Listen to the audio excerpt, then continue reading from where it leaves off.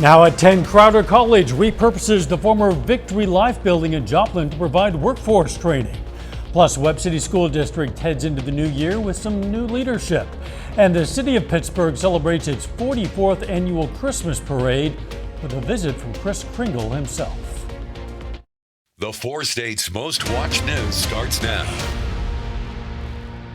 A Joplin facility will soon be used to train workforce for technology jobs. This is KOAM News at 10. I'm Dow Quick. Crowder College is the new owner of the former Victory Ministry and Sports Complex. The facility on Hammonds Boulevard in Joplin will provide workforce training. Our vision statement for the college is changing lives and strengthening communities one person at a time. So when you think about that ease of getting here, I think of the families that live over in Diamond. Getting to a college, getting to, workforce training, this makes it so much easier. The college has offered programs in the Joplin Advanced Training and Technology Center since 2017. The Webb City School District today announced its next superintendent. Dr. Brenton Bird will take over the position on July 1st. Bird has 25 years of experience in education as a teacher, a principal, and most recently assistant superintendent of curriculum and instruction for Webb City. He's taking over the position from Dr. Anthony Rossetti, who's retiring after 15 years with the district. Let's check in with Chris Warner for a first look at the weather. Yeah, we had a pretty chilly day across the area. We did a little better than what we were expecting for highs, but not where we're supposed to be. Skywatch Storm Tracker earlier was showing us where we had no clouds. A few clouds still possible here and there, especially if you look out to the south and toward the west. We could get a few of those scraping some of our southern counties, but otherwise a pretty pleasant evening ahead of us, but a chilly one. Earlier, MoDOT camera 32nd and range line showing the traffic out there, folks heading home. We're potentially heading for some more Christmas shopping. We had a great view of downtown from our camera on the Cornell complex there as well, looking fantastic earlier this evening. And we started the day at 22. That's 11 degrees below where we're supposed to be for this time of year. Made it up to 49, so not as bad, only 5 degrees off of our average high, but still not where we are supposed to be. In fact, some locations, Neodesha, for example, started the day in the teens. You can see our temperature trend. Average high is 54. We've been near that Saturday, below that Sunday, below that today. We'll be below that tomorrow, but getting closer, and then we'll start to go above average as we head into the middle and end of this week. And some things we're keeping an eye on. The winds are going to start getting gusty tomorrow. Temperatures, as we mentioned, will also begin to warm, and then we have some rain chances heading into this weekend. We'll have a complete look at your forecast, including those rain chances, here in just a few more minutes. See you soon. The Missouri Highway Patrol releases its annual report on Thanksgiving weekend fatalities. Troopers investigated a total of 431 crashes in Missouri that resulted in 138 injuries and 4 fatalities. Last year, by comparison, the MHP investigated 414 crashes, resulted in 115 injuries and 8 fatalities. This year also saw 103 DWI arrests and 10 drug arrests. There were no boating crashes or drownings. Joplin police say a pedestrian who was struck by a pickup on Rangeline Road over the weekend has died of his injuries. That crash happened Saturday near 29th Street. Authorities have identified the victim as 65-year-old Kevin Okoli, who was reported as homeless. According to police, several witnesses say Okoli had been on the east side of the road yelling at passing vehicles before stepping in front of traffic on Rangeline. A pickup traveling north struck Okoli, who died at the hospital. Police say Okoli was not in a crosswalk and the driver was not cited. Lafayette House marked a big milestone today. The domestic violence shelter celebrates 45 years of service to families in the community. Lafayette House, formerly known as Joplin Family Self-Help Center, has provided a safe environment for people experiencing domestic or family difficulties through services, including those designed to eliminate or reduce domestic violence, as well as address substance use disorders through prevention education. It's the season for giving, but the Better Business Bureau wants to make sure you give wisely. Tomorrow is Giving Tuesday, and a lot of people are going to open their hearts and accounts to help others. But the BBB says there are ways to make sure you don't open yourself up to scams in the process. The Bureau recommends checking out any charities before you donate. Even though Giving Tuesday is a national observation, there are plenty of organizations right here in the 4 states that could use the help. Just go to our website, koamnewsnow.com/lifestyle, for an article that can help get you started. And Giving Tuesday hits close to home when KOAM kicks off our annual toy drive to benefit underprivileged children in the area. The Toy Box campaign starts tomorrow, and you can help. Just donate a toy, and every donated toy goes to a child right here in the 4 states, a new unwrapped toy. Even simpler, join us for KOAM's Toy Box Tuesday Telethon right here on KOAM tomorrow at noon, 5 and 6, and Fox 14 at 9. We're going to have volunteers standing by to take your monetary donations over the phone during those newscasts. Or you can start now by simply pointing the camera on your phone at this QR code. You can donate anytime. You can help make a difference in the life of a lot of children right here in the 4 states. This evening, the 44th annual Christmas parade in Pittsburgh took place in downtown. Around 50 entries took to the streets to celebrate the city's start of the Christmas season. KOAM's Elise Noe was there to capture the Christmas cheer and excitement of the community. 'Tis the season for holiday festivities and community celebration. I'm here at the 44th annual Christmas parade in Pittsburgh, and as you can see lined up behind me are dozens of local businesses, organizations, bands, and much more ready to help kick off the start of the holiday season here in Pittsburgh. Bright, colorful lights, holly, and of course, jingle bells filled the streets of downtown Pittsburgh Monday night, bringing Christmas cheer to the Pittsburgh community. I'm really excited. And you too? It's the best day of my life. The parade has been the start of the Christmas season here in Pittsburgh for decades and is a core holiday memory for many locals. Growing up here in Pittsburgh, I mean, even as a little kid coming to these parades, it's kind of cool to be in these shoes now, being a part of the parade. It's also a time for parents who grew up attending the parade to share new special moments with their children. Especially staying at the end. And I have one boy here and 2 other boys right here.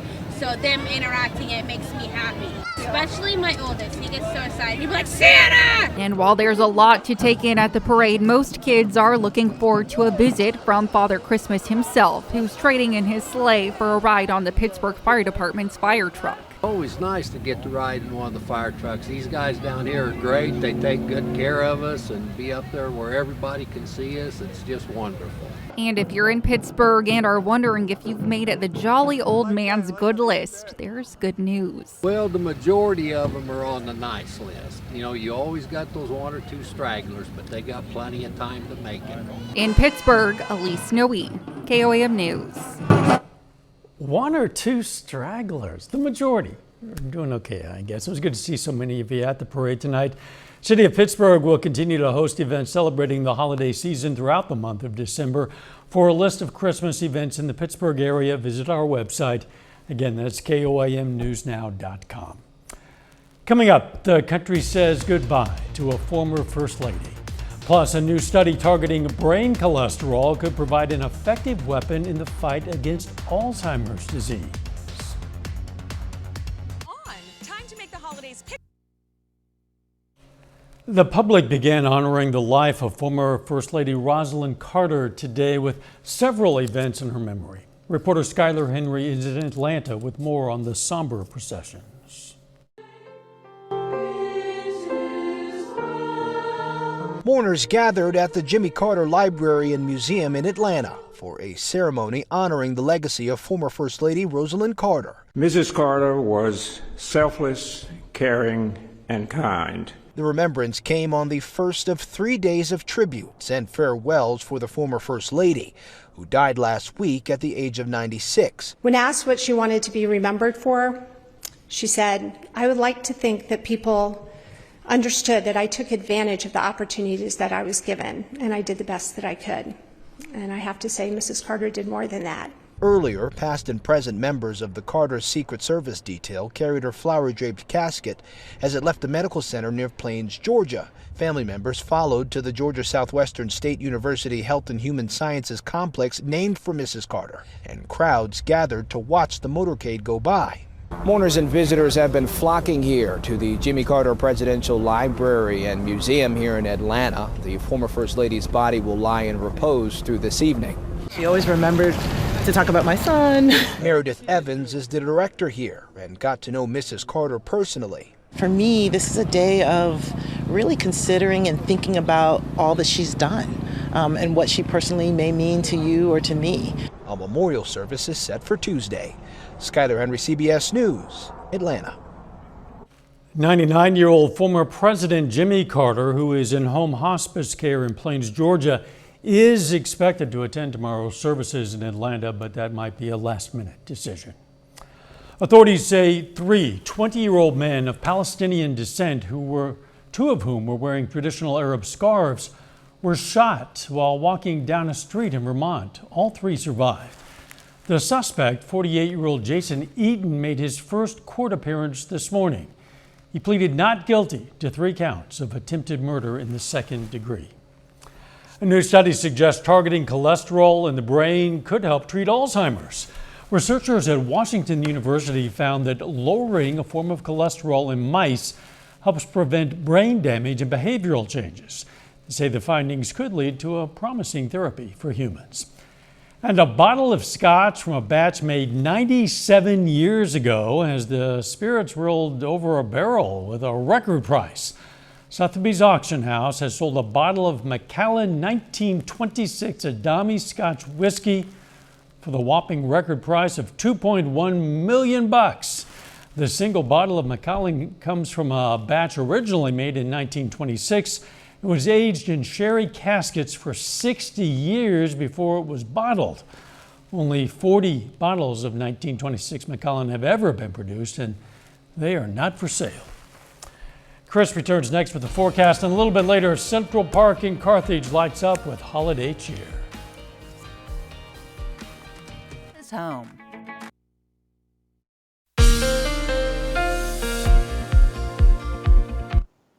Welcome back. So we had a pretty decent day. It was a little bit on the chilly side out there. Our camera on the Cornell complex had backed up a little bit on us. It likes to do that sometimes. We had a nice sunset out there, but chilly temperatures. MoDOT camera earlier this evening, again, 32nd and range line. Plenty of folks on the road heading home, heading shopping. And, of course, we showed you the Cornell camera there. And the KDOT camera just south of Pittsburgh on 69, giving you an important, vital message. Watch for the deer this time of year, because as I learned, they are certainly not watching for you. We talked about some rain chances and warmer temperatures. Let's talk about a little bit of that. You're going to see the warmer temperatures, but we're going to focus on the rain in the future track. So we go into our Wednesday. By the second half of our Wednesday, we're going to see the temperatures beginning to increase. We're also going to see the clouds beginning to increase. And as we head into Thursday, as you can see, we're going to start to see a few scattered showers, maybe a rumble of thunder or two, but this is mainly a rain event. It won't be until later in the evening Thursday that the rain becomes a little more widespread. A few more of us looking to get in on some rain activity, and that will persist overnight and into the first half of our Friday as well. And once we get past Friday, we go back to some scattered chances before we see them pick back up again by Sunday. But at least some much needed rain on the way. Like I said, we have been seeing some improvements in the drought. We still have a long way to go, but it is looking better for us. All right, tonight, below average again. Temperatures falling in the mid to upper 20s out there with a west breeze at about 5 to 10. So we're talking wind chills, low 20s, maybe some upper teens. We head into our Tuesday. Temperatures warmer, but not quite average. We're looking at right around 50. Some of us, though, might get close to average in the low 50s. We'll see some partly cloudy skies, and winds pick up a bit, though. Southwest 5 to 10, gusting upwards of 20 miles an hour. Those gusty winds will continue for us as we head into tomorrow night, but our lows, as you can see, right at or just a pinch above average with mostly clear skies, maybe a few clouds here or there, but you can also see the wind gust pick up, gusting upwards of 25 miles an hour. We head into our Wednesday. Again, clouds will start increasing in the second half of the day. So we're going to go mostly cloudy then. Ahead of that, though, we'll have some sunshine out there. And the southwest breeze still kicking up, 10 to 15 miles an hour, gusting to 20. Temperatures, though, right at or maybe even a little above average as they go into the mid-50s. So we talked about the rain chances. By the time we get there, we're talking mid-50s average temperatures, rain kicking in Thursday. On Friday, we cool back a bit below average, and then we'll get close to average again heading into Saturday and Sunday. Rain chances will be scattered Saturday, slightly better for us again on Sunday, and then as we head into next week, it is going to be spring-like out there. You're going to start to think the season's got backwards as our highs go into the low, maybe even mid-60s, and save Friday this week, our overnight lows staying above average as well, hanging out in the low to mid-40s across the area. So all in all, not bad. Some good temperatures ahead of us and some much-needed rain chances. Chris, thanks. Hey, the Carthage Water and Electric Plant flipped the switch tonight at the 3rd annual Sparkle in the Park. This is at Central Park. Hundreds of people turned out for hot chocolate and carriage rides and special photos around the lights, and they are spectacular. Carthage Water and Electric workers used nearly 30 miles of lights to illuminate the park. The lights come on daily at sundown. They stay on until midnight through New Year's Day.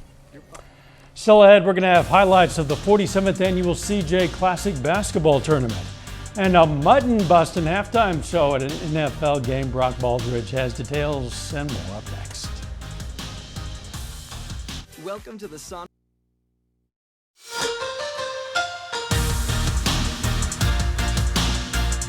Well, we are on the cusp of the high school basketball season. Tonight, the Carl Junction girls basketball team is hosting their annual CJ Classic. In Game 1, the Nevada Lady Tigers are on a neutral court facing off against the Springdale Lady Bulldogs.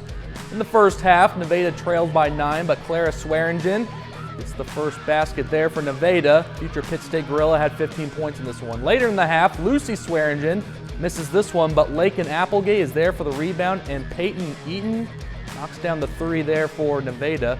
Springdale led by 9 points going into halftime. So in the second half, Jakayla Bunch gets the steal and the layup to put the Lady Bulldogs up by 11 points. We head to the fourth period now. Clara Swearingen goes to the other Swearingen, Lucy, and she gets the 3 ball. Then later in the game, Lucy Swearingen right here with the step back 3, knocks it down for 3. But it wasn't quite enough as Springdale's Kaya McCoy gets the layup to go for the Lady Bulldogs. Springdale goes on to beat Nevada 52-35. In the second game of the night, the Neosho Lady Wildcats taking on the hosts of the tournament, Carl Junction Lady Bulldogs. To start things off in the first period, first basket of the game belongs to Reagan Williams, who drains the 3 ball. And then Carl Junction, well, they'll answer with a layup of their own right here by Deshae Berge. He had 4 points tonight for Carl Junction. Later in the half, Neosho up by 2 points. Declan Garrett, corner 3, nothing but net. Lady Wildcats now lead it by 5. So Neosho led at halftime this game, 15-12. Carl Junction, well, they started to get hot. Jaden Howard gets the catch and puts off the glass for 2 points. CJ trails by 2. Then all of a sudden it turns into the Kylie Scott show. Scott gets the steal, goes coast to coast for the layup to tie the game at 24 apiece. Once again, Scott strong at the rim. Great move there. Carl Junction up by 8. Then once again, Kylie Scott taking matters into her own hand. Left hand is good. 21 points for Scott tonight. Carl Junction completes the comebacks. Lady Bulldogs win their first game of the season, beating Neosho 40-34. Well, the St. Louis Cardinals are coming off their worst season since 1990, and since then, the Redbirds are hitting the free agency market hard, and it starts with bringing in some starting pitching. St. Louis Cardinals have come to an agreement with right-hander Sonny Gray, according to a report from the Athletics' Kid Rosenthal. Once the deal is finalized, it will be a 3-year, $75 million deal for the Cardinals' newest starting pitcher. Gray comes over from the Minnesota Twins last year, and this is already the 3rd starting pitcher that St. Louis has signed this offseason. So here are the free agent acquisitions for the Cardinals so far. Clearly the biggest difference from last year to this year will be the starting pitching rotation. Cardinals now added Sonny Gray, and then Lance Lynn comes over for 1 year, $11 million, and Kyle Gibson comes over for 1 year, $12 million. Well, the newest AP Top 25 poll has been released, and the Kansas Jayhawks went 2-1 in the Maui Invitational over Thanksgiving. So that means the Jayhawks, well, they fell down a few spots. The latest AP Top 25 poll was released on Monday morning. Kansas was the top-ranked team in the country, and the Jayhawks, well, they fell down to number 5 in the nation. Most of that had to do with their 73-59 loss to Marquette last Tuesday. Kansas is back at home at Allen Fieldhouse tomorrow night when the Jayhawks face Eastern Illinois. Well, some of you probably saw this, but chances are most of you were watching the Chiefs game when this occurred. At halftime between the Denver Broncos and the Cleveland Browns, the Broncos hosted a mutton busting or sheep riding contest. Young contestants held on for dear life as we saw who could hold on for the longest time. And of course, well, it was a challenge to herd all of those sheep in and out of Mile High Stadium. Wow. And it was just today I learned that was called a mutton busting. Yeah, rodeo fans, they're long familiar with that. It's kind of a tradition at the rodeos, but along with bronco busting, which is the more common term. We'll be right back. There's much to offer. Hey, Julian's Auctions and Turner Classic Movies are teaming up to auction off 250 items from the 1998 film The Big Lebowski.